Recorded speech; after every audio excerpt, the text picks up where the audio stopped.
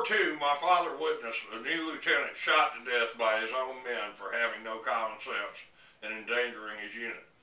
On June 7, 2005, Sergeant Alberto Martinez murdered 2 senior officers in Iraq. In Vietnam, this was so common that they coined the term fragging for killing your own officers. In all these incidents, the soldiers objected to some activity or attitude carried out by another which was interpreted as a threat to their unit. My name is Scott, and for over 5 years as a veteran of the Vietnam era, I experienced life only most can theorize about. I spent time living in the same barracks with 8 men, and one of them suffered from the perversion of lust called homosexuality. The ban on homosexuality is a policy born out of the mental and physical welfare of the servicemen, and in examining the thoughts and experiences of one, you will realize the necessity to contact your politicians to save lives and demand a full ban be reinstituted today. Less than 3% of Americans have ever spent time serving and have received veteran status, according to the United States Census Bureau, meaning the majority of Americans never served and failed to understand and recognize the complexities of the situation involved. There is a physical impossibility for a gay man to shower within inches of up to 20 to 30 men in the same shower stall and not be sexually aroused. This is like moving Tiger Woods into the Playboy Mansion. Then there's latrine duty, requiring men to clean the bathrooms, including the waste matter, sometimes with a toothbrush for punishment. You're sleeping so close that you're within inches of your buddy, and then you spend all day so close you can taste his sweat. All this so you can build a common trust and bond that homosexuality will shatter. This is a crushing blow in combat. Would you be willing to touch the blood of a wounded homosexual in combat? The only action one can take is to call your congressman and demand the defenders of your liberty be spared this inhumane treatment.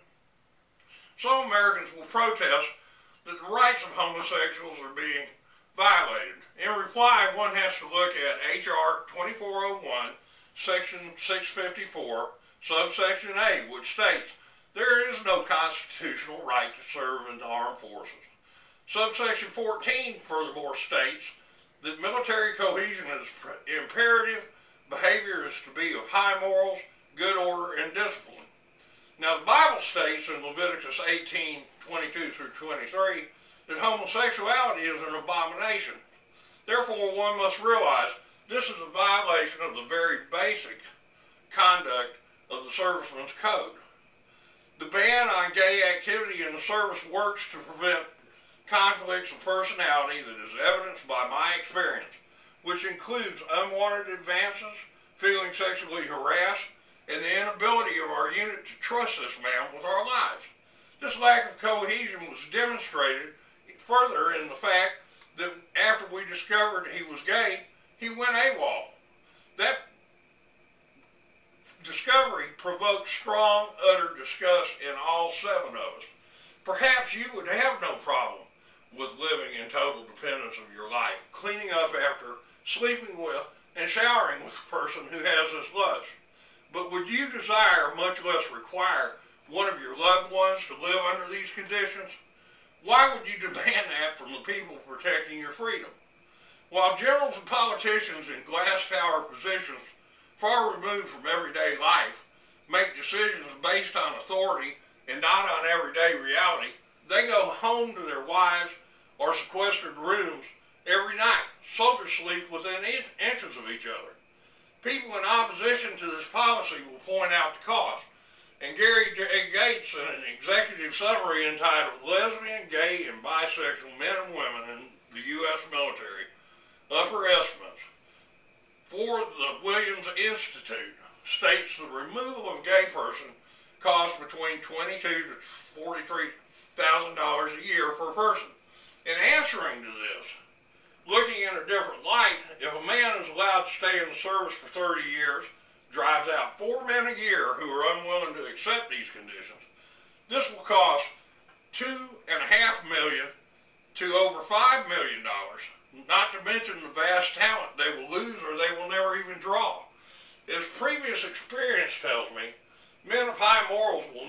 accept these conditions, yet a small sector of society demand they do. The only action to resolve this is to call your congressman and demand a ban on homosexuality behavior be fully in place and enforced. In this short amount of time, one would hope you have learned a little bit about the ordinary serviceman's thoughts and concerns about letting the man with the gay perversion into the service. Also, the problems this brings in the barracks and the mental attitudes of the men and the extreme cost of the program. While politicians in the gay, lesbian communities play a game to push an agenda, lives are at stake. In reality, and careers will be broken for the sake of a relatively small portion of society. Is it worth it? As a veteran, I speak for present and future soldiers who have no right to an opinion other than their commander-in-chief. Who will you speak for? In today's world, with the situation as it is, a weak democracy and weak foreign diplomacy, a national emergency could appear at any time. Will you speak out for your mother, your father, your daughter, your son, your relative now, before it's too late? Call your senator, congressman, or the White House and demand a full implementation to protect your loved ones tomorrow and soldiers of all future ages from being forced to accept these conditions. I appreciate it. Thank you.